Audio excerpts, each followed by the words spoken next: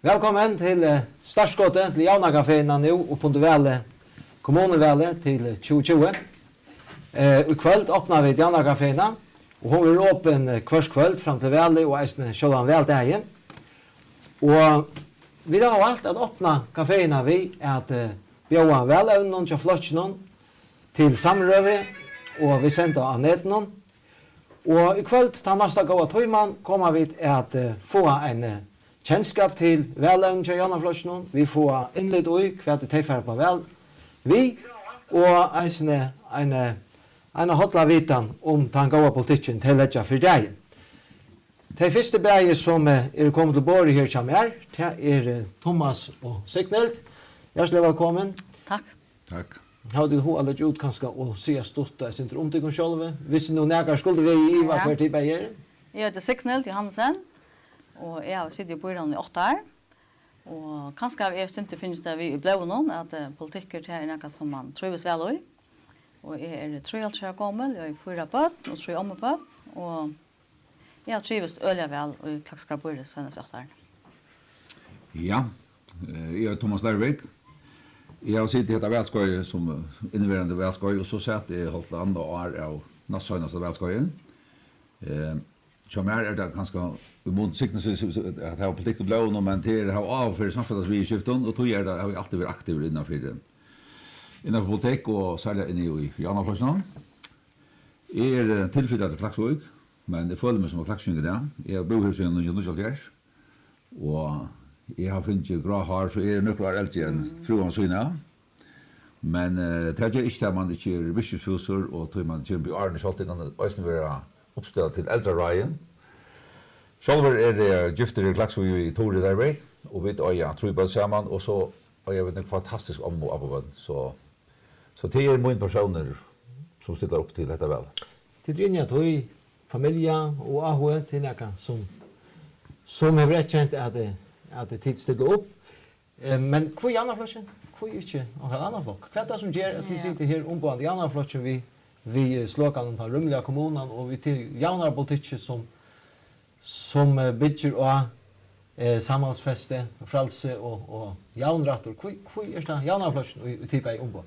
Jeg minnes for nekken arrangøren i Vertland av Vorsli havn, og det var noen jaunarvarsler, så søtte det ombord, og jeg rønte på seg folk om at jeg var ikke jaunarfolk i papen med verden. Han har omgått sagt meg at jeg skulle velge. Så det kan si som ofte som vi, men i rocken vi over, så er det noe som man finner vi fra baden av, og også det man fyllt vi i politikk oppe. Man har alltid haft en nære på som er inne i politikk, og så har man sett jo til tingene, og så har han helt mann at sønne foreldre gjør noe rett. Så det er kanskje syndre her, at oppe så er det for at det er i familien. Ja, altså for mye kommende kan man si at Kviakkar er Janaflosjen, og jeg kom innan Østrøydene da jeg flottet klasser som unger, og jeg har alltid utrolig aha for politikken, og jeg rann rundt sammen med pappa min til alle velfunder. Og det var noen personer som fascinerer som morgen ærer, og en av som oftast er domtiserer vel at lortet til var Øregård i Norge. Han var en ugen Janamauer, og så kan man testere hva det å være en Janamauer. Jeg har også ikke fått begge Thomas til, som har stilt til Grønland, det kjenner ikke penger, altså hvor skal du være Janamauer?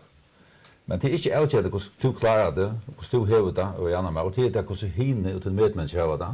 Og til her som min hjertemal er, til også å være omteg som ikke klarer det samme som selv. Det hjelper høyna vi. Ja. Hvis vi slår veldig synd til dette vel i stedet for fremman, så får jeg tid sammen med henne vel noen til vel ved noen slogane som sier Rumlia kommuna, for det dreier seg om Klaksvøkene og kommunen, Klaksgård kommune. Hva legger til i årene Rumlia kommuna? Hva er bådskapen? Ja, år kunne være så takksom. Og Rumli er et år som er djupt, og du kan finne nekvo i. Og det er jo pent å si Rumli kommune, men Rumli er ikke bare til at man hører til. Det er også til at man føler seg hørtan og virtan, og føler en øyerskap i kommunen, og at man kan være som man vil. Bare som menneskeslige, og som vinner. At det er plass for Ja, det er nesten som Signe sier også, at vi er Rumli, men vi kunne være Rumli på den innenske mater, og vi var særlig vust også i skøy som færre, at vi tog oss ned av vinnemalen og i kommunene. Og her var vi sagt at vi Rumli i for også til at folk kunne komme ved gående hosgåten, og at vi kunne stande om vinnene som kommunene. Och så inte minst det är rymligt, alltså det är som är utanför Klaxvik så ganska vilja komma till den där fantastiska bojen och det skulle också vara rymligt för. Nu har jag varit tillbaka i City i kommunen och mynta hos 4 åren som är färdig. Kunde du sätta år av positiv och kvart och till fröst om jag finns jag skaftet? Ja. Nu är det så att jag är omsider Mentnerøtje, som är ett väldigt spännande ötje och väldigt jävligt ötje. Och jag hade själv till neckfett, bäge vid Stören och Ullövån och nu stolen till Imska Verskatlander. Mittel annat så är Mentnerøtje väl av det. Och vi tar på rennepreten och vi kan man säga komma är vara klar. Och där finns ju ett flott välvärd uppe i Sumjötlen som är öllevalvitja från Ötlanten och Svitsjane. Och så har vi också stolan, det kan smarra tilltökna på innan. Vi tar stola i Imska Fälen vid Hölsviskifton med andra sjönlagrafäleje. Vi tar stola dansefälanon, dagsfälanon och vid ardfälanon och talvhusjösne. Att här finns ju pengar som de kunde göra sina karmar bättre. Och det är något som vi fröast om att vi också gör sådana smarra ting som tog en näck för det som var av dem. Som är det ganska morgon de hör tingene. Ett av första som vi lade ut vi tog vi för 24 år sedan. Det var att man har arbetat med en lösning finna något batabriggar till batabriggar och därför vi igång på en väg och alltid det var första det att när vi tog sitta ta var urgent för nästa och så vi gör kött av. Vi har också löst under är troplagar som innanför vinner och så säger att de säger att landstöden till Ellarna av vannet det är ju en pojna för och inte sista 12 åren. Det har vi löst. Vi tar vi tar finns skott back vi det inte löst men vi tar skapt och gjort det att det blir vi avgräns och Klaxvik och Volkanslå. Vi tar flott ända nussla. Och så inte minst mot hjärtabad så det signals omsitta till utåtrösche.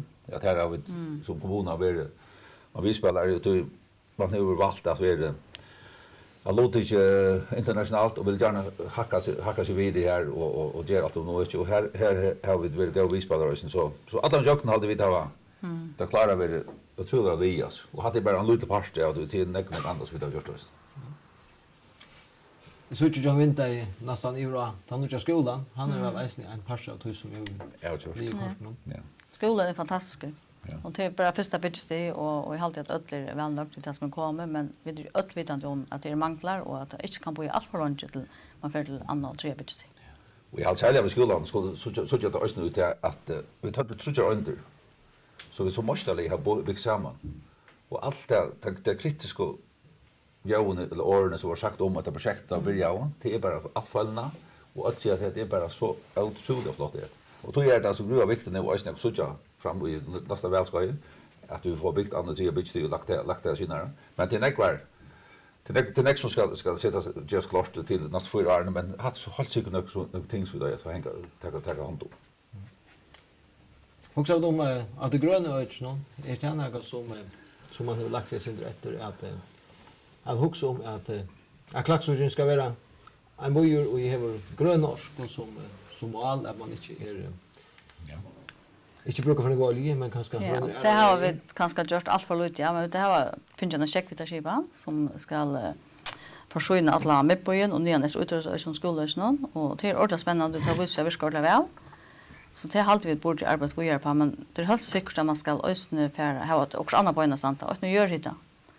Nu när man ju inte utstitching av fossen så alltid man öra bjå alla borgarna om man vill göra vi en projekt om gör det. Ettla kanske man fick köka vid den ganska långt ner. Ja. Det var boy runt till där. Men så är det vis man tänker att vi då var som vi sa att vi då flott ända när att gamla bokhallar kallar och till ösnen för att kunna hantera ännu bättre det så vi är bortkast så och nu har vi själva väckta kommunen city och kommunen Norwich city i nämnt ERF. Och ERF är en naturligtvis spelare ösnen för att göra något nytt och då sa han så att jag har gjort det tid av att allt spannar runt i kommunen och för och här är näkul Klaxvik som att det vill ösnen för jag tänker säga bort eller mätla ut nu och få ändå det. Så kommunen ska vara grön men man ska alltid feja för sin egen del där man för att ropa näka. Och vi har näka stan vi ska feja och vi skulle bli grönare men det är så optimalt till oss i att akkurat mal till då ännu grönare kommun.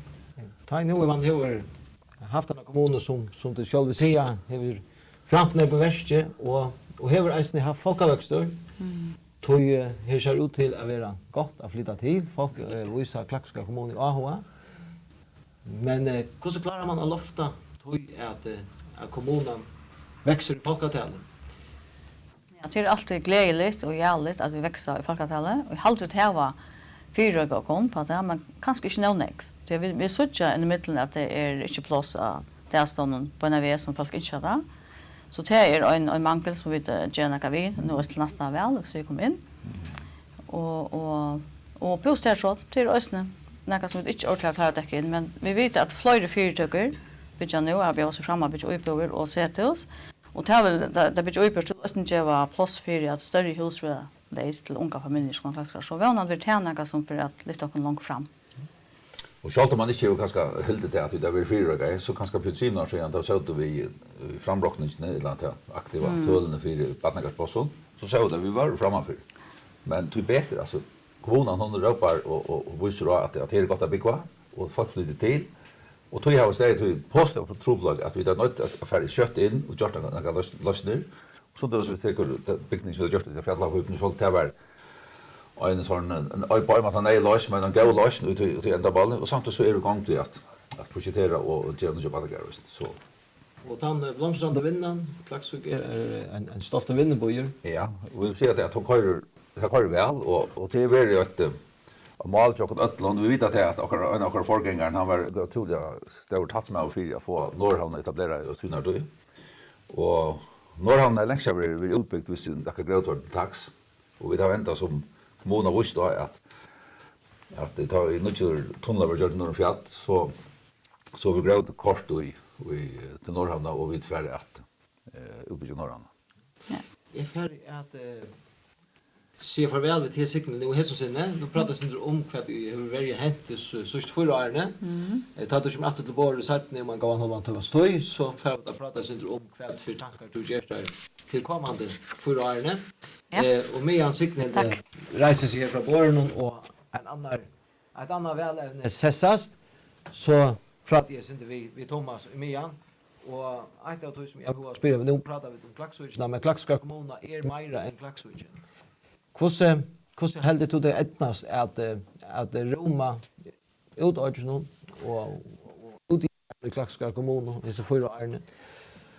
Jeg har selv sett meg som det nyaste, nå er det tilfellet å falle nyast, av arbeidet en sterkere utgjør. Og utgjør, da er det til småbyggene jokken, og til en verre er det her, selv om vi har nevnt når som tenker seg av bygden ser, og det har folk ut av stedbundet, mennene ut av støvene, så er det her etterbater, og det skal ikke være sånn at de skulle strues mer for å få en liktabil av køyre, som i havn i Svin eller ære seg. Og vi skulle være bare aktiv og være sammen med utgjøren. Og ikke minst til ferslene ut. Vi har et godt døme når vi sitter om til andre større kommuner som er i Røysen og Øtjar, og hvordan skal man gjøre for å få godt samband. Vi har Svinøytene og Kalsøyken ligger på en og vannande er det ganske flere øyne som kommer til til dere, og vi øyer det første øyne til øye, så gjør så at vi får samband med det. Takk for Thomas. Jeg får eisen at sier farvel ved til av Hesson sinne, du kommer eisen i 8 år om en gang halvandet timme støy, at prata om hva og i to helter hever tøtning til neste kommende årene. Velkommen til, Terje. Du stiller opp på javnavlistan nå til Bøyrasvæle. Takk for det. Kanskje du sier sin om hvor du er? Ja, jeg heter Terje Åsa Siversen. Jeg bygger i Klaksvík, og jeg er 28 år. Jeg er utlært skrivståkvinne og arbeider som skrivståkvinne i Texas-skolen Klaksvík. Du har vært oppstillet før? Ja, jeg har vært oppstillet en av før. Det har vært 4 år siden. Og du fikk bredd til å ha det også? Ja, sånn. Det gikk ordentlig godt, helt det. Så jeg halte at nå må man røyne slippe inn. Velkommen til, Sonne. Jeg husker jeg spiller til noe det samme som spør Terje. Jeg kan så si sin om hvor du er. Jeg er Sune Antonsen, jeg er 30 år og jeg er født og oppvokst i Klaksvík. Jeg har en oppbygging i Søve, til en bachelor-oppbygging av Frøskapersetsen. Og ja, det er ikke noe annet. Jeg hadde først vært stille opp, og vi er øyne spent til å prøve litt mer av praktiska efter att lysa rättliga om det teoretiska. Vi är rättliga säkra att det är slett överhörs det samma. Ja, men annars så har vi tid här i Anna Flöston just, jag vet inte vad man ska kalla det, kanske ett myndakort eller så. Och här är det att han förstår vad du tid bränna fyra. Hvis jeg hittar tog noen kort, Terja, så synes jeg at her stendur betra om omstøvnar til utrettar og AHA-fellen, både stor og små. Ja. Hva legger du ut til? Til det at jeg halte at alle utrettarfeller og AHA-feller i Klaksvik, de skulle ikke være glemt. Og øysen til små, de skal øysen få hjelp fra kommunene, og det ofta ringt at bytja er fela opp, til å si at det skulle nekva eldsaler til det. Og det er godt at kommunen kan hjelpe. Og øysen til større, altså, det var øysen håndbølt og flåbølt og ja, øysen fotbølt, som øysen godt kunne få hjelp, altså hvis det var bruk for det, ja. Og her i midtelen husker jeg at det er rettelig nekv felo i Klaksvik som er det, og som kanskje ikke har lykka nekv limer og så kunne det til frutjærkorset, og hjelp til at de bøttene som kanskje dette ned i midtelen, som ikke gjør seg her høvest utrettargrenene kunne fære kanskje at fære på et halv eller på et arst eller for å prøve seg fremme, og så fyrir til at de ikke skulle dette ned i midtelen og ikke hava å gjøre. Altså. Og det er en opplagt mulig ikke ta imen affære og på i akkurat. Så du ser for at frutjærkorset som en møvelega tja bøtten at slippe frem et av Ja, og det kan også godt for fjelleie, til å få det som er limer på skjortu, ja. Så jeg husker til altså vinn-vinn. Hvis jeg flytter meg sin til Tøynsson, så synes jeg at Tøynon myndakort, jeg velger katt dette myndakort, det er sikkert også finere, men nå bruker vi det året i det kveld. Her stender feravinnende Klaksvik skal mennes. Bøt om karmanar, så når jeg fått min savn, være en virknar vispiller i feravinnen. Det er jo som du gjør noen tankar med til. Ja. For det første så jeg har jo en oppbygging innenfor sjøve, og min av for sjøver er øyne større, og Klaksvik er en øyne søvlig bøyer, som man dømes også om Laknastrøye til kanskje godt av søvligste. Og jeg har også vært spørt med fire når jeg har fått min savn, og her er det Rakstrø som tar med det ikke gjør. Og Dette gonger synder jo hånd i hånd vi feravinna til mentanjokken er ofta et feravinn av mal tja de vidjande og så kunne vi gjøre boinjokken litt mer spennende og kanskje skal man finne jo litt mer penger på skjortet til at kommunen har nok større skuld at det er på å gjøre det og litt bedre få litt mer inntøk og profilera Klaksviken än mer. Ja. Jag sikker ikke med sin middelting så, men det kunne så han det eisne kommentera til det som hver annars gjør. Men jeg velger bare bortsett ord her, vi kommer nok støkken ødle tikkere hjertemål, men det kan ikke ut fra borgerne i Klaksvik til for å deilig til utsoløs at her får gå høver til å sitte til gode tankar og sette krossen vi tikkere navn, eller hvordan så er det skyldig av flotjen. Terja hitji etter så synes jeg flere badnagarsplås i nægge to heldur eier av Rafest. Ja. Altså, jeg halte ikke til at det skal være firebilsløsner i Klaksvik. Jeg halte til at det skal være en ordentlig badnagarer. Her bøtten ikke ble flott i midtelen, av være ångstens fest, og omstående skulle Østemher gauar i badnagaren. Og nu godt nok er det sindre av omrokering i Klaksvik, vi vet ikke at fjallaføypene, at de er 8 år, altså færden fra å være 2 år her til 8 år, og ødel er færden ut der. Men jeg halte i østen til at det skal være plass 4 ødlån bøttene, og det skal ikke være lengt bo i tøy, her at det skulle først fære 4 bils og en kjattlere som er oppe her i brekka. Det skulle hava med sted å være. Så det er helst ikke bare som man sier at det skulle skifte midtelen. Så ikke synder, hvis jeg hitjer etter Taimon Malen som tog över Rafest så tycker jag att bötterna är nog så framaliga. Nu nämnde vi Frödjarkost och Johanne och nu är vi inne av flera badnagarsplås och så tycker jag eisen att hackre badnafrater tror jag eisen att Taimon Malen och tog helt dra fram. Ja. Det har alltid helt säkert. Alltså badnafraten i Klaksvik kan är bara 5 500. Här den högsta i förrjun är 20 000. Men alltså Mial han 2000 och 120 kronor eller så. Och här Torshavn kommun har en badnaplats 8000 kronor. Och jag hade släckat det billigare att bygga i Klagsvik än att lära stanna. Och alltså som till döms lojeprisner i Klagsvik tar ju en hackre nära stannas och en badnafamilj det kanske också bara färra till. Här spelar fruktansvärt ösning in och så här. Alltså jag säger att det ska inte vara till att en badnafamilj är fortfarande spärd. Tror jag alltid östen till att jag skulle få hackre badnafamilj och väl lyckas till vi öll i landet nästan. Så fortfarande frälse till barnfamiljer till något som ja, och jag har alltid östen gott att jag kan föra upp först så man i ungefär att pengarna kommer in efter och i kommunkassan eller landskassan alltså vi att det har mer pengar med hänt ja. Och så för det runt. Ja. Nu då nämner pengar så ni så ju två har noterat där att du gärna helter att en rafesting är bättre skipan av verkskatlan och fortjärstyrning från kommunen. Ja, det är spår om man har någon några maklägger några vita om. Men är med att Fornek tänker igång för Verkskatlan. Och ta verkskatlan lägga för att ankar för kronor.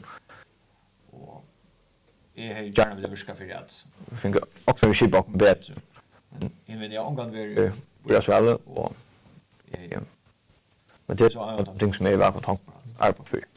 Ja, en bättre struktur för ja. ja. Och själva ska det att det är ju är som nu är färd är hever mangel på arbetskraft så så att få just alldeles till då är ganska en att då man ju fullt och helt till att arbetskraften inte är väldigt till det vet jag kan man säga livet till luxustroblagan att här och arbetslösa i förrjun. Men alltså en bättre skipan av verkskattan och fortsättliga styrning av kommunen är ett av de ökande till helder att vara framåt. Och i tog så inte så att du att bremsa upp och så att inte ska hända att du skriver äsne att bojen är frukost vid gångbreden. Och här till nämner du urbora dikkon tillfälle. Ja. Där har vi också faktiskt här på har vi också om kanske eventuellt flyser. Jag har nu skanna prisner är jag hoppas att jag har provat kanna prisner vad det kostar. Men även det är det kunde vara en friare lösning att bara asfaltera och nödvändigt för. Det är också mer Hoxa syndrom. Hoxa kanske syndrom alternativt att du ja. Ja, och man säger då att det är typiskt flysa av gångtajnen och talanda. Tog en rännras det. Tänker jag för tillbaka så tror nog att för att föra frågan åter så kunde och så nu prata en det och hette vi att skapa karmar till folk här byggt Rumli kommun är Lukas som slä och Janna Flashen till detta kommunvälle. Så jag äsne to har äsne hooks om te. Nu har vi inne frödriver ut till botten men det äsne kanske frötjer ut till chavenna cha flyr att ha nest. Här ständer flyr grundstitcher till nest. Ja. Det är några som då fyll och exponerar och det står och ta river väck på en väg. Alltså grundstationen till nästan. Många det var och det är några borgare som kommer ut och sagt att de inte det och jag hade till skilla gott och jag bestämmer själv ju kan de brukar det till. Det är och det känns också att gröna ut i norrlös om det morgon. Tack Leo då till att läsa. Tack för sånet till dig som Terja kom åter och man har löten. Vi då vill mycket just borre och det är Paul Charstan. God kväll till dig. Hej Paul Charstan. Kan du se helt stort att inte för Paul Charstan är? Ja, som sagt så är det Paul Charstan Matras. Är uppvuxen i Klagsvik. Är 3 år och har jag kan leva som lärling i Rosträkesölden här. Ja, som så har vi varit jag hade själv varit också politiskt aktiv nu i 4 år ganska. Jag har så varit formell i lokalföreningen tja SO som är ungmannaföreningen tja Janna Flashen och till östne tog att är det sitter uppe i eller till detta väl till Jöknen ungmannaföreningen. Så du är Lukas som uppsättla vägna ungmannaföreningen i Norrland. Så du Lukas som helt han haft den att här. Ja. Det har man säga. Ja. Välkommen till Jakob. Ja, tack för det. Vill du säga några ord om du själv? Ja, jag heter Jakob Mikkelsen och jag är 30 år gammal. Jag är gifter och 3 barn. Og jeg har vært i politikken før. Jeg stiller opp først før til 12 år siden, så jeg satt et skøy i byrene fra 8 til 12. Stiller opp til 12 og tar kom så ikke natt. Så nå har jeg så valgt å prøve den fra 13. Domte dere vel kommunearbeid? Ja, det vil si. Det var mer tillit til det stiller opp, så det var sånn iraskert jeg kom inn, men det er absolutt nærmest man blir bitende av oss. Så det har vi stående av og fyr. Og jeg synes ikke at heseferna, nå leser jeg at det stender at det mynda korset, Ja.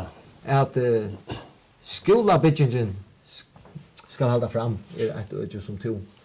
At det er fest og høgt. Ja, absolutt. Altså, nu arbeider jeg i skolen, så det var ikke noe hvordan forholdene er i det, og vi har ikke haft gode forhold nå i flere år, mens byggingen steg på. Men tog bedre, vi er kommet under 8 tak nå, det fleste av oss, men enn er ikke kommet med alt, at en mangler velskolen, det er helt til av øre matrikler, og jeg halte at det ser uheppe at det er så, og jeg halte også at det er faktisk ikke vært lysende vanlig vidt til at skolen er øyelig lekker som det her var. Det som er under, eller er i skolan, da er øyelig vel her, men han er lengt fra livet.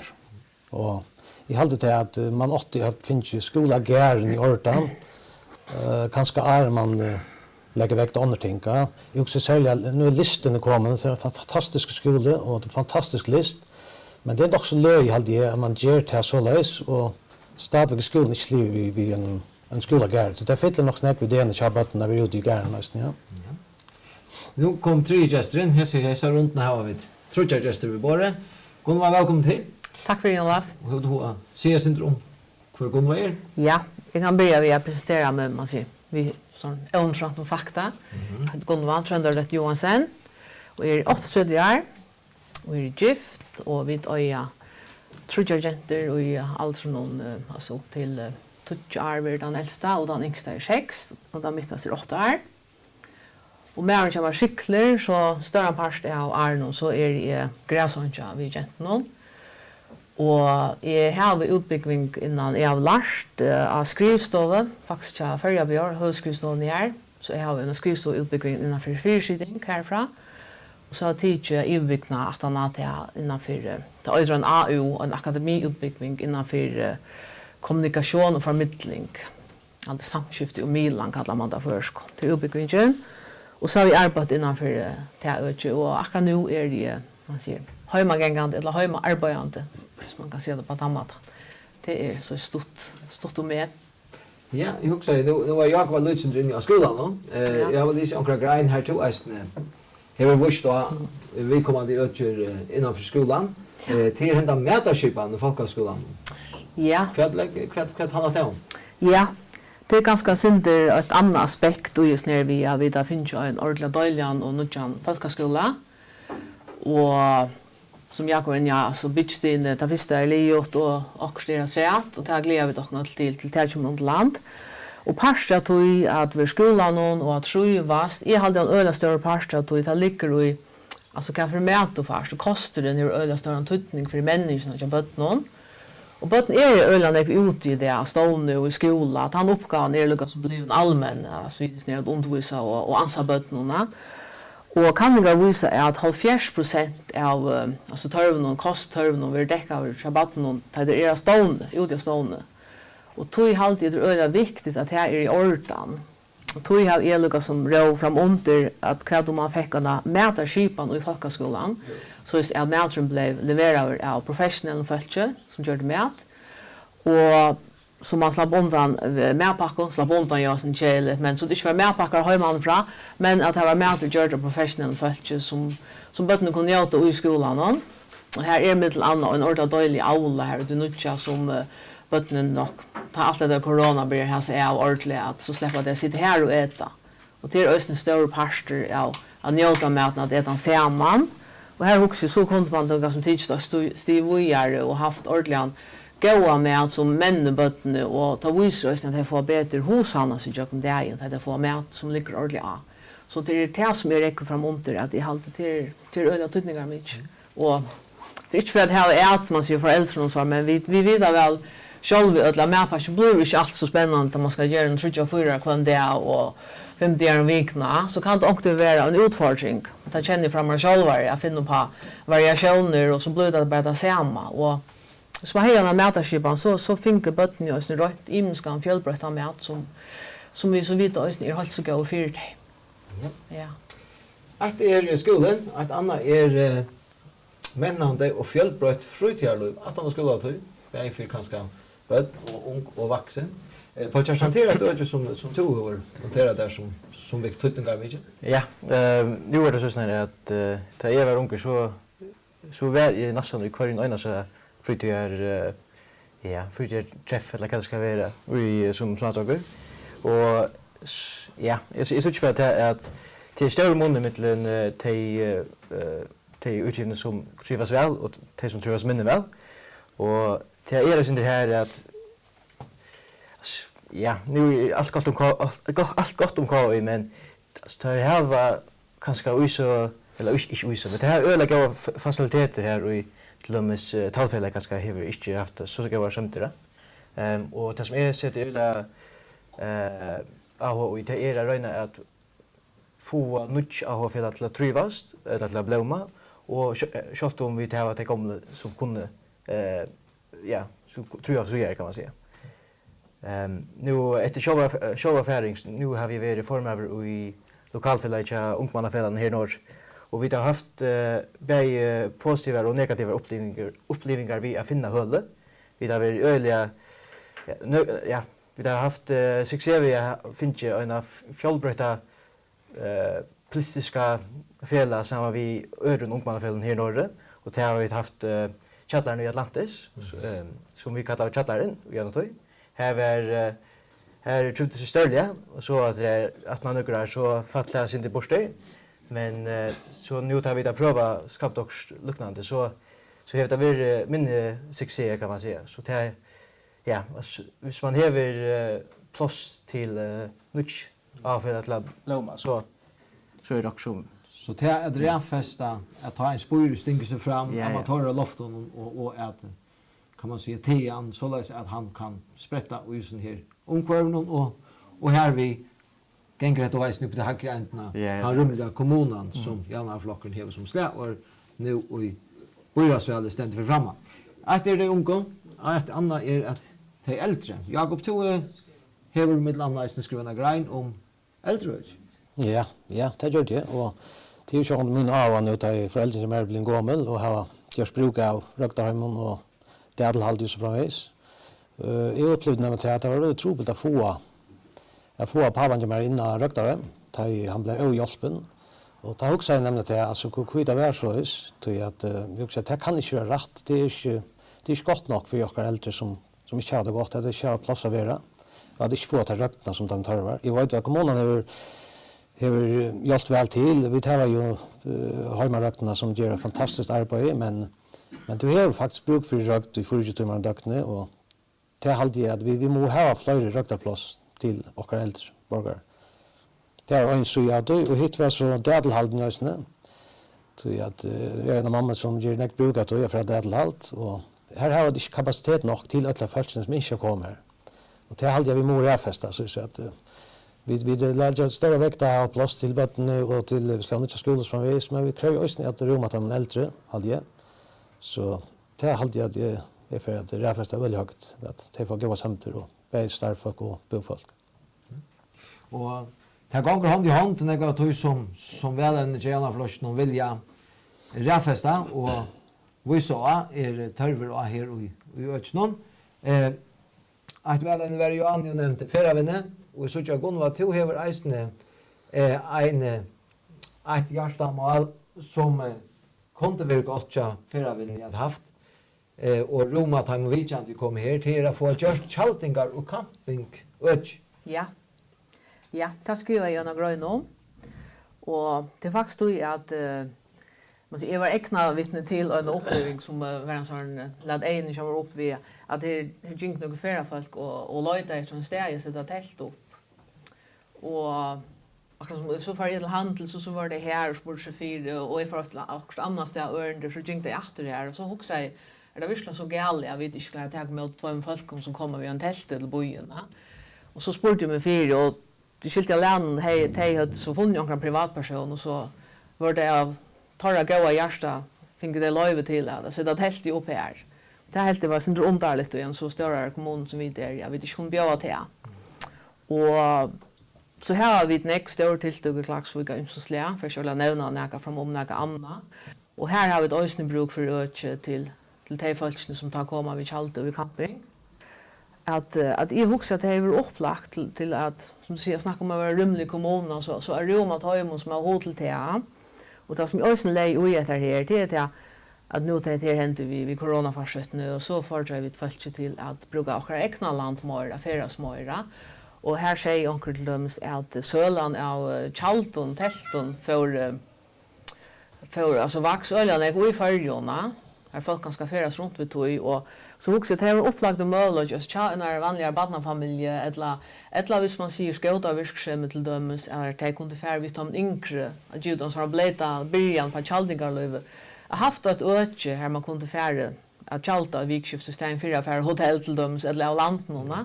Att så kommer det också nära naturen att hamna och så kunde det ju haft sådana häntlökar som krävs till döms i camping så är det strämmer och forskjellige sådana här ting. Så det har väl det helt varit upplagt för att kunna haft. Tog er hennes, ja. Vi må ha rokere atter, og han som er første til bordet, det var på Kjerstan, så vi får se farvel til Tøyen først. Jo, takk for det. Og to velkommen atter, og to kommer resten atter om en løta. Jakob, hetta vi ferande, og det er at nek vidja klakshusene til nek at de står tiltøkken, og det sier jeg om det mentan som blomar i Norge. TV2 vurste AHA av Tøynon mynda korset. Hon ska framhalda en stola sidon och bättre omstöver och sömter som nämnd och filmlagarfällag och sjönlagarfällag. Ja, det føler jeg absolutt at sjøen skulle vi stola idrotten og så framvis, altså, men særlig kanskje sjønlagarfällag, det er jo en forsømte part i nekvar. Man er ofte hørt det, særlig på det vel, da snakker jeg om det, men det er akkurat som det blir ikke mer enn det. Det er ganske at sjønlagar er vel ombare på det vel. Det viser jo ofte så, så, og det føler jeg at togene kommer til at vi må gjøre dem litt sømt, absolutt. Og så finner vi vel på samme måte, vi samarbeider ofte vi ånder, og vi kappas jo som vi ånder her i førjen, og hvis vi tikker etter Dømsrud i Ronavik, og hittja til havn der filmkallarna som det her, det er helt fantastisk. Og jeg mener at vi krever å gjøre okkara unge filmlagan her i Norge bedre sømter. Ja, men takk for Jakob. Vi sier takk for at du er inne av Hesson sinne, og til Kjemmer. Så takk. Og så sitter vi bare etter henne. Ja, det får vi da klare. Til her færre vi. Du skal få en sånn underlig spørning. Du heter noe som jeg ikke har ser folk snackar så ölen om, men spännande gör det. Skapa karmar om en folkakök. Ja. Vad då? Det gör oss under underhållsdagen. I kostnadsför avöver. Ja, akkurat. Ja, hade det faktiskt en punkt som vi ville ha vid till att en av fundamentalsson här i man kan säga vi har fått att komma och stolar. Här kom en framvisning uppskott någon och vi helt det har så gott uppskott. Och vi har faktiskt omsett året direkt ur dansken, alltså man känner till året folkekökerna. Så pratar jag där och tar öde simpelthen folkeköker. Ja. Och principet eller huskode är till att vi snackar om omkvarv och mätårsl och allt det där och man hör om handlar som borsten på ena när kan gå mat och allt det där. Så huxar man kan vi svidlucka som lofta i tog värne omframt ära och så skapade vi karmar om att kommunen lägger en kök till. Vi tar imskar industrikökar i kommunen. Och så gjorde man det här som annars har blivit till borstekast, gjorde det till goda mat till folk. Och det är också något socialt ute i att folk kunde komma här och nytta av måltid för en buljan eller omkampenning. Och också kanske folk som inte har så några familjer runt om sig som några andra har som kunde komma här och njöta samvärda. Och det är huskode det att kommunen är vid till att solopunta det och skapa karmar runt om det. Och så kommer folk som har AH för mäte och glöms det show. Vi snackar alltid om mat som det gör. Det är punkter som det är som mat är som är. Men det är öliga större parter av lön och chockon. Det är att mäter det är inte bara man ser kostar till östern trivnader och social samvaro. Så till huskott ju tog så tar vi an vid välja vid första mal. Tack för gomma. Ja. Vi ses att man det. Ja, tack för det. Så har vi finnit börja vi alltså det håller på är runt det. Och till Thomas och Signal som att det kommer till borre och här i förra rundet att hembaum kanske var mest att det lutande till nu av bergen sitter ju i kommunen. Så färg är att fräknaste syndrom kvärt och i de kunne huske at de kunne bli fram til neste 4 årene. Hvis jeg begynner ved tærsignet, så hittar jeg eisne, tar jeg utgangsstøy i korsen. Borgarakalender. Ja, Hva ligger du i? det var spennende, og det er ganske et nytt år. Ja. Da man har vært inne i byrjan noen år og kommer samband med folk, så hører man nok så ofte øvnøkt om at folk ikke vil kunne, og det ikke vil samskipet noe vel. Alt som hender i kommunen, bei uilever og rakster og vedlikehold. Alt det som vi kommer borgerne til byen nå. Og tog har jeg faktisk langt til å huske det at det måtte være opplagt at man har en kalender inne i Heimasund kommunen. Og så klikker du inn her, så vi ikke 4. Ja, nu svarst du, vi 4 nu rotat av torget. Kora gräsväck eller torkar asfalt upp av gångtøyen og Johnsjø gångtøyer og takk det østen til at vi ikke tog så nu setter vi en bindje når gräsetla og kommunen rotar og de som bygger her i velkomna rotar østene. Jeg var så sliter rundt alle tøyene som borgeren var ut, hver kommunen arbeider, bare vi lokalte og østen i Ullund. Når vi begynner og når vi vant her li og man så uppdatera fylkjant så borgaren var ut og det skal være østene nekkbet og nøktsen. Så mer opplysning, trygglaga og nøksum, man vet at dette her stender og skratjan her i Pjørsjøringen, at døgnet her ligger, dette ligger i karmen, og så tar man den skal Alt blir trygg vi av vita. Så det er det greit. Jo, spennende. Thomas, jeg har hørt til at jeg spør til, jeg leser henne så av å være greinskjøtt her i det, og av Norrløsene. Ønsken fattelen skal være nyttjant. Ja. Ja, det er øyelig godt. Ja. At det er sånn at samfunnet kjølt av kvar fullspyd, og vi tar det ut av sosial tid, så har det og møter det godt. Så det alltid onker som pettler fra, og i parten. Og oftast det de som kanskje ikke klarer så vel å røyse seg vel atter, og kunne være ta samfunnsborgere som var øyne for hever tankt som det er ideale. Men det var jo så alltid at sammensetningen av folk, så har vi de balkar, og så er det balkar som man trenger seg å snakke hånd om. Min hjerteball er også til at de som fettler av og ikke klarer seg at komme være vid i spyten og skulle kunne lytte seg rundt at vi skaper karma til dem. Det kan være på imiske matter. Vi tar i farne skøyne sida har vi vært vid til å stående godt undersøk vi Gloria som er heim for heimleis alt det ble kattlet og folk som er fattene kan i midtelen. Vi tar vært vid til at det finnes gløym i øy når det klakskar som er i Estrøyne. Her folk at fylla sin daglig det for at det fungerer. Men vi tar sannelig andre øysene som er ute i middellokken som ikke fungerer noe vel. Og vi tar flere, jeg vil si at vi burde sett flere stål flere ånder er måliger. Så kanskje ikke ha akkurat, på kjæreste sida diagnoser, men at her tar troplagene i dagligdelen som er. Tog vi ikke også grøyden her at jeg vil gjerne arbeide for disse folkene. Jeg vil gjerne arbeide for at det er flere, vi synes bare toppen av Israel. Det er flere som også har hjulpet oss ned. Og det synes jeg at det var en heim som det var virkelig stående. Ja. Hvis vi ikke sikkert takker sin tur fætter i at dette her, Thomas nevner dette ønsket dette i midtelen, og det er velleggen til at man røyner av lofta, og eislig å møte borgeren her der er. To skriva møt borgeren her der er, og i bygd, og boi. Ja. Hatta er et år som jeg halte er ordentlig døylig til den setninger som romar og alt som jeg gjør førgen, så er det ut i et dødje samfunnet. Og at tørvener er så imisser, nesten like imisser som det som folk som det er jo i kommunene, er tørvener. Og det er ikke alt som sier, tørvener for gamle mannen av husene er ikke samme for en unge kvinne i Klaksvik. Og tog sier jeg møter borgerne her er. Jeg må ikke lykkes som tåser i høttige følge og gjør noen ting uten å ha føling ved hva det er som ikke og hva det er som henter. Vi mennesker har det sånn at vi vil alltid fornudge oss og flytte oss frem etter. Men vi vil også alltid lykke. Alt det som vi har, bare hus og bil og åker selv, bare kroppslige og mentalt, vi vil også holde oss med lykke. Og til her er også en jævn man kommer ut til kommunen, at man ikke leter vedlikehold av byen og av menneskene. Det er i midten der står rullene. At du skal møte folk som er ikke alt som er glad for å få en rennebredd eller annet. Det er sånn som alltid at det er funnet hvis det fungerer åtte år som er av vattnet for hersta skal og gongtøyene i ordan og sånne ting. Det er her som er lykkes med. Men.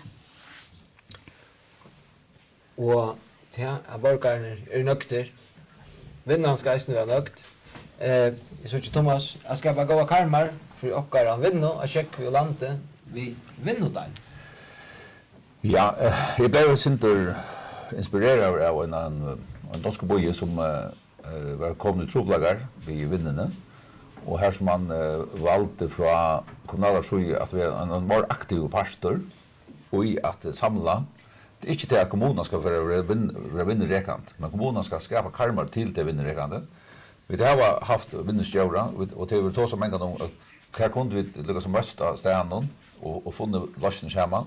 Og det som jeg vil snirritere at vi kunne være en visspillere for vinnerne, at husker kommer inn, det noe gjør fela. Så troplass vi har Klaksvik, eller kanskje generelt, men særlig Klaksvik til å kunne vise å vinne øker. Så oftast henger det kvadratmeter og et hus, og vinne bygninger vi. Men her har vi så bostad, vi har så klare nå, for jeg pøyker hand av en, så det er bare vi har vi Joshua vinner øker som ligger boja i nekvara tudger. Og vannande i første kommande år så det tøkt, men jeg går rundt så alt det til allerede affærer, til vinnerfyrtugger. Men det er mer til at det gått huskott, lykkes som vi tar verkstederhuset til huskott kom inn, så kan kommunen hvis det være visspillere, og i ta mån så vi kunne være visspillere. Det er ikke sånn at vi skulle være vinner, men vi skulle være visspillere og i vinnen. Og det her som jeg ville gjøre ned. Og tog jeg det vært fantastisk å kunne haft en vinnedølt, som bytter ganske akkurat vinnestjøren i Tammat. Men hadde alt oppe, at den balter ble blakkere ut, og jeg hadde vi skulle røyne at det kan oppta vi kom inn at det kjøres inn. Det ser ut, ja. Ja. Badnagar og Fimmagøt leser jeg tøynen på papurreisene sine. Ja, som under öllum velsyn og østen her i kveld, så har vi tar flere sagt at det er for nekk vi gong til seden. Og jeg kan faktisk være øyne til at vi at ha flere verskattene gong til så spennende at det ikke for karriere. Og at gjøre verskattene kan man heve brukerne og heve tørven æren øyne glattere enn for å oppfinne noe nytt. Og vi vet at badnagar store tørretter, vi fikk klare nesten fylla badnagarna sammen med, så det er en kjøttfyrt at det skal få gongt. Og Fimmagøt, her har vi det største Fimmagøt-fellet ved Nekvon Limon, så det er også noe som jeg helst kan løpe seg å boja, men som også er bare ræfest kommet for ærne. Men som jeg skriver her, så alltid at flere verskattene er gongt til Klaksvik kommune, man øyre at røyne på akkurat de større littene, er man for omtrykk her, alt etter hvordan arbeidsorskan og fortjørskan er i boina. Tår du sitta ræfesting også? Jeg vet hukk som hva det er først, og akkurat det er ganske langt. Jeg vet som bare det, Badnagaren er Sintemar klar i Finnmarkartlen. Bytjesgrøyen er gjør til Bæge, og Badnagaren ble så skrivet spjærkjent det setter i Sørstvik alltid. Så jeg gitt jeg Badnagaren vil fyr. Her kan man si at Badnagaren er alltid at man mørste til gjellige vi til Jesu Badnagaren ble teknet og gjør det klar at han rommer i med tanken som domsfrøyngan er lagt for deg. Ja, det skjønnes verskattene vi til Gjørste kommune har vi bevisst valgt fagfolk vi, og i byggebøkene, at de har sagt hva det skal innehalde og hvordan det skal fungere. Så jeg halte at folk er faktisk nøgt til man så kommer til enda resultatet, at de føler seg hårdan og virdan og kjenner seg atter i verskattene.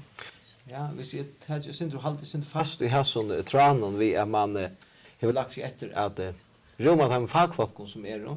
Jag såg Thomas, du skriver att skapa goda karmar för okkar unga att är det inom skola och fritidsverksamhet.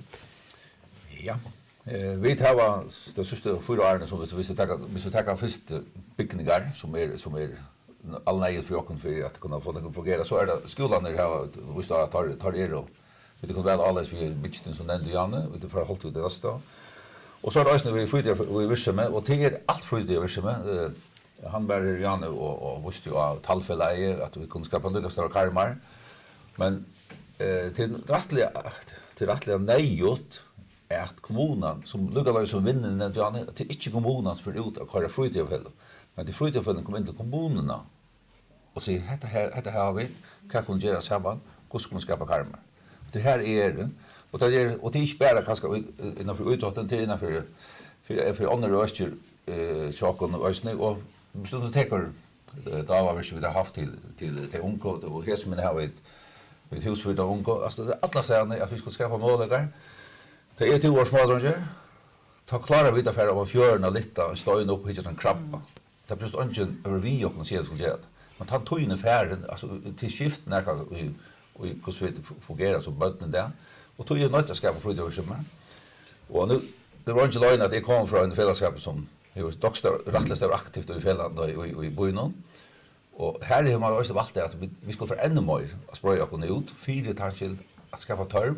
Så vi hittar bara efter hvordan barnen kan komme hver år, til som sitter i skolen dagligt, at de kan tälja hver spøtten aktiverer dagligt. Færre de til skjøttene, eller færre de finløkkerfellet, eller færre de til KOI, eller færre de tøvløkkerskolen, eller færre de fryderhuset. Og til at vi skal aktivere seg bøtten. Og her er alltid det som er, og Jan grøyne, så ikke feller den i middelen. Det kunne felle den i middelen på en vei. Vi skal fänga det ta och det tror det som det gör. Sen som jag hörde säga Thomas, det är att bergen för vinna och inte vi någon huskoton och innan förmättnar och inte bergen och det som bygger att det som färger att här eldsalarna skulle få karmar så att det inte är bränna, det ska bränna och ha möjligheter att bränna men inte bränna ut. Netto, och det tror det är viktigt. Det ringaste är att det att du fart som bränner för något och så han inte vill hårt och alltså i sån omkvarve och så att han kan få några mittlar arbete vi och så på vi. Så folk har otroligt huskott och det är otroligt folk som gänga vi har går huskott bara jag kunde gjort han hade funnit det här lust. Togen rennas det. Vi kommer ha välkafé som sagt kvällskväll nu fram till väl här och väl där i reisen tar hus i reisen uppe. Så tid är alltid tid som följer vi alltid hjärtligt välkomna in här och möta och väl även och det har näck mer än på hjärta än det som vi kom fram i det. Så hvis ni vill träffa Thomas och Signild så är gå möjligheter till test. Inte minst här i husen nu fram till väl. Nu får jag säga tack för Thomas. Hes förna först så Signild den har löt i att trädsidande och inför Thomas kommer så att väl även. Ja, jag får tacka för mig och inte att det låter gott väl och se till en starkare järnbak innan. Nu inte lagt det men in i bojreien och låt dem bara isen ha en särskild lukt. ja, jag skulle säga det. Men här så för är det kommunen som tar hjälper.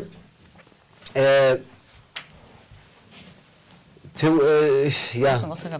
Vi där vill inne att ta sig att Badnagarden Finlagerhötlen det var några som skulle räfestas men då nämnde Rennebredden Eisnik. Kvar ligger hon alltså akkurat nu alltså kvar är hon alltså Rennebredden är faktiskt klar till att bli planera och gråt över norra det är också särskilt gråt som ska vara till rätta länti här.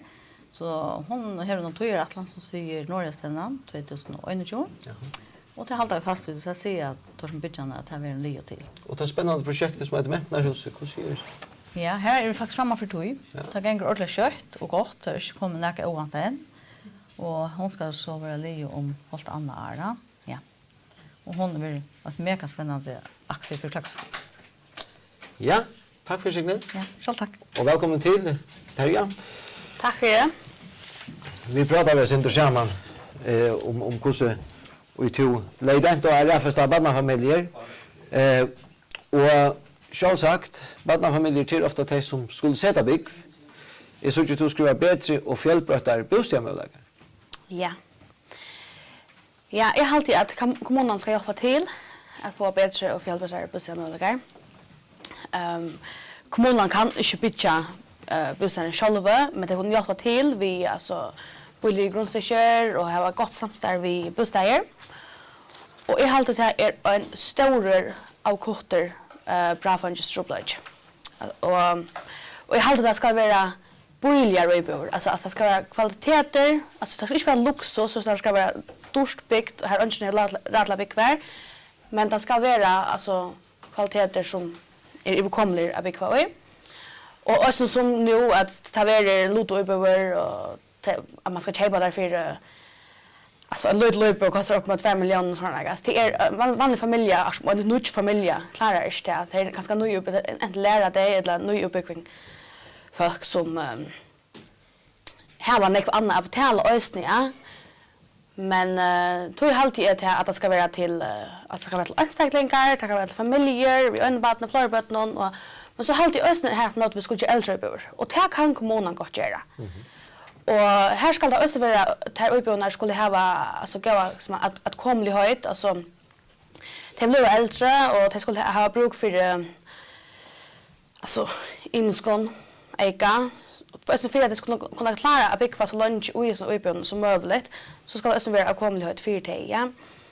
Och det kan också vara en alltså mittelenting från att bygga sin egna hus till affärer att äldre sambol, ja.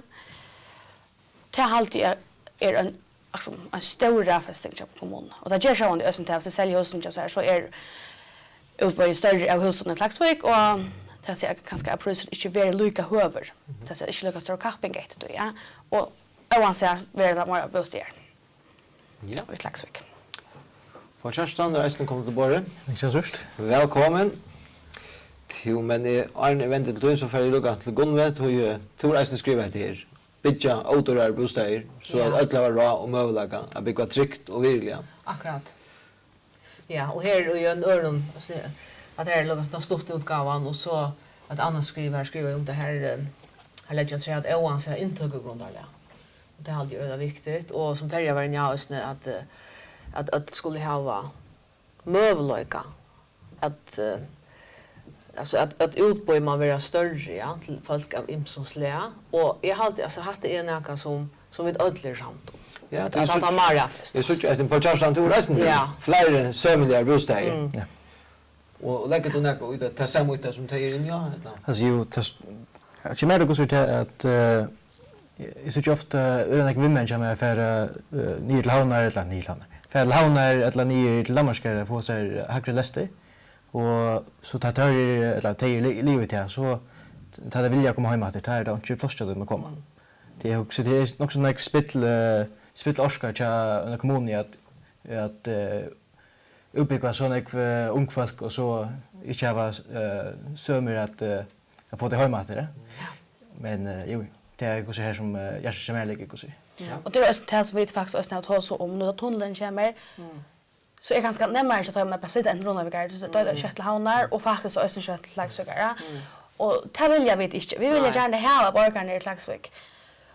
Tog mot jag också få ett hus eller en uppbo eller också bygg för och jag hade kommunen som stannade 8 för och där vi har jobbat det allmänna och det privata. Och där vi var en välfond i Migladal som det bjöd kom till så var öl avvärder. Här kom folk som sände spårningar in. Och så var en spårning som snus om Klaksvik kommun är klar till ta i tunneln eller upp, Västra tunneln. Det är en öliga avvärd spårningar. Tog att vid nu till så vi inte kunde bygga bostäder.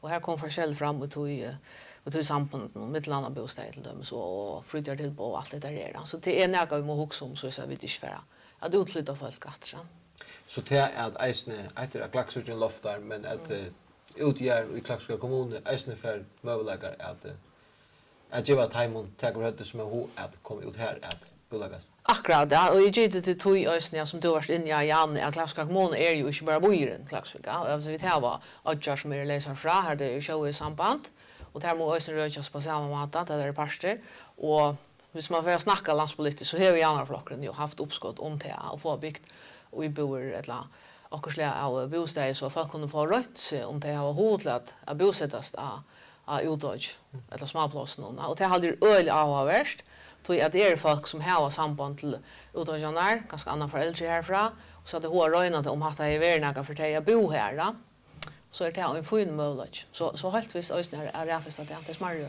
platsen smarrare till kommunen. På Kjerstan, det har ett punkt som jag hade också avvärt eisne för att få folk att flytta till Ödje. Hetta vi och det hickar man efter kurser. Hvis en barnafamilj ska flytta till Klaksvik så hickar man möjligt efter mycket skola, gott. Kurser är av barnagarsörsnon. Kurser är här och så inte här nämnt du näka att det är törvra uppnormering av barna så och äldreörsnon så att toy är till närvaro och omsorg. Ja, alltså det är också som vi alla i forskningen är ser samt om. Vi där menar alla också syndrom det. Ja. Ja. Men det är så inne. Ja, det som jag så ja. Men det är ofta det vi att helst ja, det viskar syns som att starförsten vi helst i barnagården har ja, jobbar sån nära upp över startplatsen till de lötna. Alltså det viskar syns som att här är för något att ta av och gå med gå så över där vi först för oss om jag säger välevne där vi att omkring event se till tog in om starfolk. Ja. At kanskje nei at det virker ikke som at kommunen ordet fikk, eller ikke finner utdannelse til kommunene. Og det er kanskje til at oppnumera, som vi skriver, at rævest at det skal være mer plass til omsorgen. Ja, och vi brukar oss i välskron och till närvaro, ja. Det är så viktigt att startfolk bei äldreöjen och barnagårdar är hörm om att det får tydligt så närvarorna som människorna har bruk för, ja. Och det håller vi öliga viktigt. Och här är ösnen parster av det man ganska ta som om fyrröjningar tog ju svårt, ja. Att han tog med mer tidsen från närvarorna, alltså detta följt ju tid ur stovene till lötena. Så det här är en ting att ta fatt i, så vi kan arbeta vid. Ja, och som till dömes så nu var vi till vidare. Nej, rektor med jag. Och här tar sig om det att så gärna kommunerna har övertagit äldre så har borgarna som bygger här inte finns fysioterapi. Ja. Och det håller vi är reellt skäligt och det säger att borgarna blir mer akkurat som man ett land fyra. Ja, ett land fyra. Och det har alltid helt säkert att det ska räffastas in i äldre att det skulle kunna få till hjälperna som det har bruk för. Akkurat. Yes. Det var sånne godt å skråne her. Jeg kan bare jo spyrja bant på ryggene. Her stender tja Terje et rent og grønt omkvar. Ja.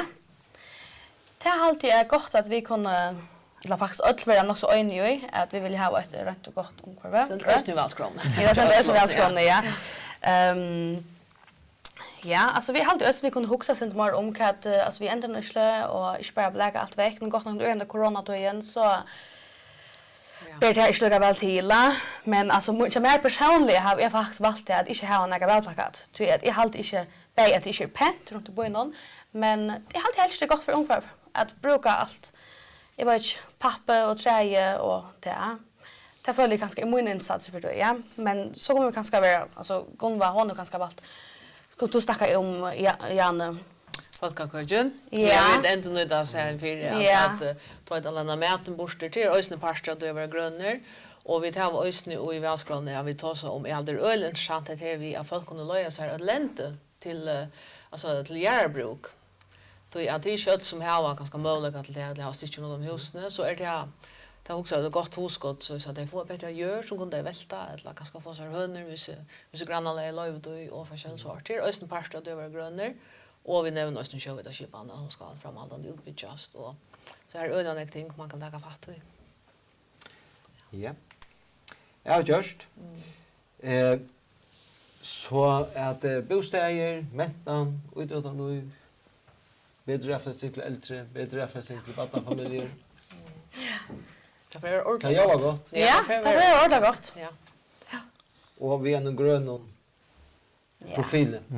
Och alla chalta. Och en chalta. Ja.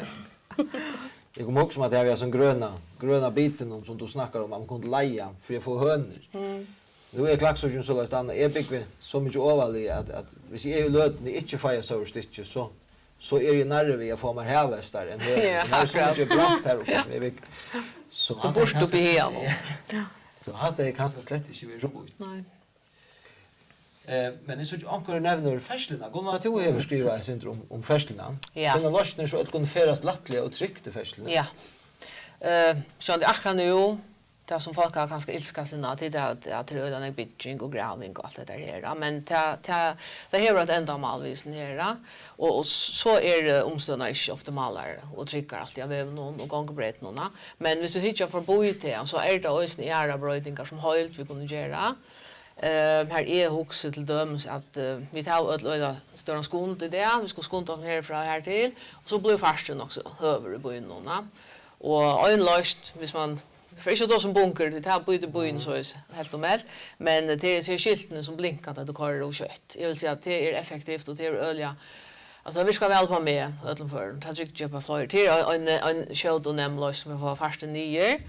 Och jag snackar ju också om att komma möjligheter och här är ju till att du kan strutla och trilla och allt det där. Det är också en part av det ja, att man får förstå och att få det i ordan till inte fram vid alla stannar. Så här är näck arbetar vi och inte minst att vi tar fatt i parkeringsna. Det är ju också en vant för färslan att få skipa i vi skifter her på en her. Og her er også helt sikkert nekva løsning vi kunne gjøre. Ja. Ja. Terja, det var en sørste spørsmål til tog, når du får reise det, du stod den første av hessen kampanjen, og du har plass til en annan. Det er dette at du skriver en rød til de unge. Ja. Altså, jeg halte til at de unge, de skulle også slippe fram med og se sånne mening. Altså, jeg husker faktisk at ungdomsra har vi ordentlig kål haft. Men også til at ofte blir det som dotteren sinten i midten for at det er atjanar, altså yngre enn atjan, 15 og eldre, at det kanskje hava også å gjenge på i. Det hava ungdomshuset, og til så delt opp i 2, ja. Men jeg tror også ordentlig godt at det er der. Men kanskje gjør det akkurat, altså, et ungdomsra, eller akkurat som de kunne si hva de vilja slippe gjøre. Og man hører kanskje også ut av bygd at de bøttene, altså dette sinter ned i midtelen, det har vi ikke genge på, ja. Så jeg halte ikke at man kan ha for nekva genge på i klags. Jeg halte at det kan godt være imiske altsbølger. Altså det kan være alt fra et dansested eller til, jeg vet ikke, ungdomsbiograf på ankra mata, gjør ankra sånn tiltøk, som de unge selv kommer til å velge hva de vil ha. Ja, takk. Ja, takk for meg. Paul Kjerstan, du er som sagt på 4 SO Ung, SO Nord hadde det kallet det godt. Ja. Hva de der hadde her disse tankene, Terja var inne, ja? Jo, det her er akkurat som vi da tar seg nekvom, helst i ungmannhøllene her i Norge. Nu er det sånn at jeg mener at vi er det eneste aktive ungmannafella etter. Det var jo flere fra til Imenskolen og Kaffelen, her som det heter en ungmannafellaks dølt av det. Men det som jeg har drømt lunch om, det er kanskje å ha et, det er så som et AH-fella, en kjærklubba, eller oksidenter, til at nu er jeg forbi her ungdomshusen i Gjerrøsene. Da sier vi statsfolk her på om at kanskje ha og stiltak sånn at de unge kanskje være sint mer politisk AH. Og hvis alt spiller vel, så vana vid att så slukt tilltag vi nu med det faktiskt. Så som är sin bara sipa till de som gänga i husen. Spännande. Gunnar? Ja. Det var ett som jag säger ju. Bättre. Flände du? Ja, tog att det är snart ju att komma och lägga fokus eller som du vet. Jag vet inte en båt men här står det samskifte. Bättre att komma och lägga immun till bygging och samskifte. Ja. Hva legger du til? Bedre atkomme til samskift? Ja, altså det som jeg husker om et eller annet, til bedre er det blivit mer fokuset at det, og tar også mye ført frem og sånn jeg ført til løktensvel. At så enkelt ting, nå har vi utbyggingen innenfor samskiftet, så det er også mye større AH innenfor det, hvordan man formidler ting, og her er det alltid veldig viktig at alt kunne være vi også. Det er ikke bare det at du kan skøre herfra og her til, men det er også at lovtaket i samfunnet av jorden støy, ja. Og med et annet til at få tekst, undertekst sett av ting, at det er veldig viktig, og ja, altså faktisk det at det er veldig som dømes imot til vi horn og alt det der her, og selv om det er før, så kan det også nok være tropelt å høre som jeg kjører 100%. Så tekster, det er et øyelig enkelt ting, har det alltid vært kunnet, og vi har også tillit der, og det er jo også at komme. Og det blir jo også en større barriere hvis du ikke tar malia. Og her fetter det øyelig ofte at til dømes mekan, tjejsen er personer som er tilflyttere, er blevet tolkere. Og her har det godt at vi kunne klare det bedre at disse personene ikke alltid er avhengige av mekan, noen kjører seg ved tannmåne. Og slett tolket hennes det, og til dømes at det er samskifter vi allmänna stånar. Så her er øyne ting innenfor det. Så du ser godt at Klaksvik kommune kan være undangang med å ha sånn øyne? Ja, rymligere, som vi sier. Så kunne andre fylles opp? Ja, ja. Her er det avbjørnger, det vet vi at det er stendig. Det vet vi, og det er gledelig at folk flytter til, og i alle sannar fra, og det har vi bruk for det, og det har blitt til et fjellbrød samfunn, og vi skulle roma dem om. Og her er det veldig synd at de kan skal føle seg kjørt av tog, ja. Så det var det som var ute? Ja, det har hun til underreise til. Ja, først, ja, jeg husker ganske at komme og lage samtidig, ja. Ja, og i snitt er vi det var til dem, så vi kunne ganske lært også kvalitet av tog i Østene. Ja. Man lærer så langt man lever. Akkurat. Takk for Gunnar. Du, han er ordentlig bare lykke av minne av Louise og Lutz ikke for lærerkvalt nå. Ja, kvart og an. Ja, hvis vi tar tog til det, Hva sier teknikeren? Yes, det var størst automatert, ja, det var versten jokken, han var konferensiert der etter det. Vi tar størst hundakvöld, nå lærerkvöldet. Her vi kjippa 4 tiltokken inn i husen i der bøket til Trui, Jan Leif. Og vi får ha høyta mat, gåa mat, og det var sjanker, og underhald, og det kom Signar i Homron, og Michael Kvannastøy kom å spille under, og veløvende være her på et nær. Og jeg halte at formøren Flotsen kommer når en tur halte i Østene, at jeg så Jakob, Axel, ja. Og jeg vet ikke om jeg totter i Yrster eller Loksjår, kanskje. Jeg vet ikke, vi satser på det. Og spornarkapping, Østene, det damer og nødt. Og det som jeg var redd på løsende, det er at det har vært strømt Østene, så at uihes ned øvensrande året koronatøyen, så det vi fjærstøy, og kanskje ikke hatt seg ut, eller ikke ha møvlega, så måtte fylle vi hjemme, akkurat som det her. Og det huset 2 måneder hatt så vi da møvlega halda fjærstøy. Og maten som folk njøte her på har fått et øysene parst av, vi at de kunne ringe eller skrive til et telefonnummer som vi får opplyse. Så kunne de hon at de kunne sammen med okken og i fjærstøven, som øyelig oppe i tøyene. Og Jan Leif verster, og en god verster vil jeg si, han finner rønt kvöld. Ja, nu man hittar upp, nu nervarna farner så. Ja, helt kjø, ja, du hører det ganske. Takk for. Ja, fint, så var min tog nok ute, ikke? Jo, men takk for det. Her så kunnens da. Yes, og vi sutjas atter. Jeg ber jo Arjen, og ikke minst lærerkveld. Akkurat lærerkveldet, ta vera vi dødt vi. Takk for meg. Yes, ja, og velkommen til Jakob. Jo, takk for det. På Kjerstan, han sitter igjen og lødde et rett. Jeg vet ikke om jeg skal spørre på Kjerstan, en spørning er han... Du vet ikke om til at på Kjerstan sitter resten av kvölden et eller annet. Ja, så ja. Du sitter bare. Du sitter der. Jeg sitter der. Det er ikke pass. Vet du bare hvor vi går. Jeg husker kanskje at du som nevnt, jeg sinter meira om henne spurt, jeg sinter oppnormering av badnagasjøsjon til Johanne, men du nevnte jeg sin eldre på det Kjerstan. Og du nevnte at det var nekka som alle Johanna-flokkeren reffest i høgt, og så stod samman om. Og her var det vært vidtja, ja. Ja, vi har vært vidtja bæg i Vattelige. Vi vannar. Vi vannar, skal vi vannar, ja. Og hvordan var dette måltidget hvis du søtte dette var en eit av tikkere ræfesting? Altså, jo, vi tar så øyne vi startfelsen som er her. Og til hvordan vi er her som jeg har AHO i, at hvis startfelsen trivas så at det vil det si brukaren for å trivas. Og men ja, det är också det som det som är högst det är att hvis man uppnormerar att det mesta av pengarna färra till att bära kunna och sända startförsen av skoj så att det är man mer gång på skjorta pengarna som man sätter in i äldrehemmet. Yes. Jakob. Ja. Ja, boy, nu velkommen. Ja, her kommer en som ikke så ikke og er som finner korsen, men helt okjent Eikon ikke har vært alt i hessen høpe. Vi har snakket tåholder, eller hva man skal kalla det, Janar Fløysen, og vi halte i hånden av hver nøren, så leksen der røkker, så. Det er ikke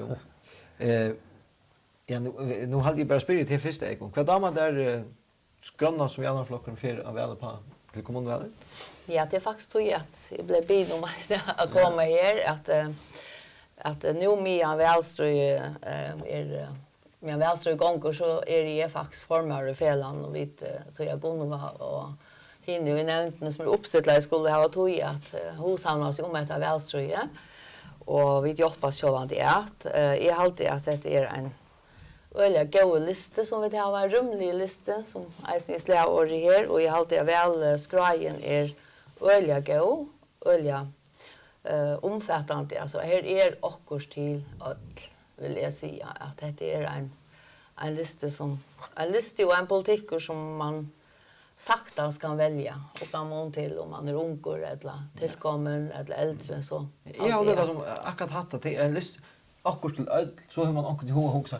Det blir så rävlande luftigt och okonkret, men I halde verkligen att man ser eisen något konkret mål, alltså det är till öll, men till heller inte så flotande att man inte ordentligt vet vad det är. Här är grej mål för vad man vill göra, alltså så det är en fin blandning av en ska man säga, en goar bukett här man verkligen kan sätta floban vid alltså. Ja, det är alltid så avgörs. Alltså, välskriven, hon visar en rättning eller att man vill ha en rumliga kommun och att man vill skapa tar karmaner som skulle till av bostäder och någon äldre och någon vattnansink och så vidare. Och så är det eisne mål som är helt utötslig som man kan mata på. Hacka vattna från trotten här det just det, frutja kors här det just det. Så här är alltså jag har alltid efter en öliga gå välskra som här ser väl ämne som är och så liksom listan som är så varierar eller kan man kan kalla det som te Lucas med just samman och det täcker han eisen så väl. Ett år som inte är så där framme akkurat och ikväll men som ständer att någon korsde Jakob. Ja. Det är frutjärskolan. Ja. Ja, jag føler liksom det at nu er vi holdt i skolan og det er fantastiskt og det er ordentlig dårlig ta i Anna og Tria Beach til livet. Men en pastor av skolen til bøtten eller 18 av skolen så fer det i fritidsskolan. Og her føler jeg til å være lysende, man har ikke haft ordentlige noe så fast her. Man er vært her i Husmannfellan, så er man vært i Snjallbjadle, og akkurat nå så blir man i Gregorius som bygningen er, og det er jo bare firebilst, at det er en pastor av skolebyggingen nesten.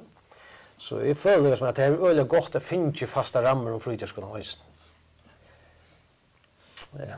Också som bara ta vi eisen du kan ta år helt mig inte ha nästa nu.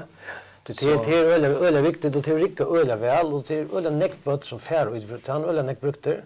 Det allra flesta och i första åren så att det fär för det skulle 18 ha skolagångna så det är öle dåligt och det är öle gott att finna fasta karmar om fritidsskolan. Ja. Du kunde du nämner att ta damer välskrona och att det här vi slår någon tar rumliga kommunen här man spänner så vitt och rönnar bättre om bäja byggt och boi och ta ödlon aldersbolkon. Är det något som du saknar och här eller helt det här är det mesta vi?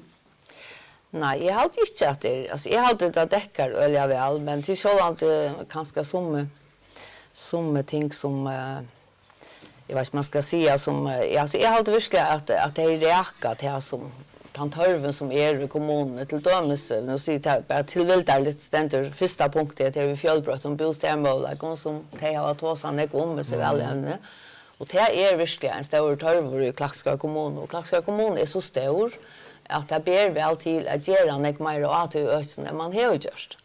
Och det alltid är ett argument för att välja hämta listan, välja janarflocken och välja omkring av välämnen. Jag alltid välämnen är då. Alltså det är öliga oförhaltiga och det har alltid hårst och kvöld och så väl det då att greja från politiken som det bränna fyra så att jag alltid inte man förskriver om man sätter kross vid omkring av sån här gå och välämnen tjock. Det är så pura samt ut där vi. Att det är nästan synd att vi inte alla ser sig inte komma in. Jag har det borde att tjej kom in. Vi får sätta näs nog. Ja. Jag borde kom. Men nu har vi inte sitta och prata en gång timme. Jag har att vi är runt. Jag har kanske vi låta Ekon eja den sista halva minuten till en avrundande replik eftersom du är viskande form av lötne.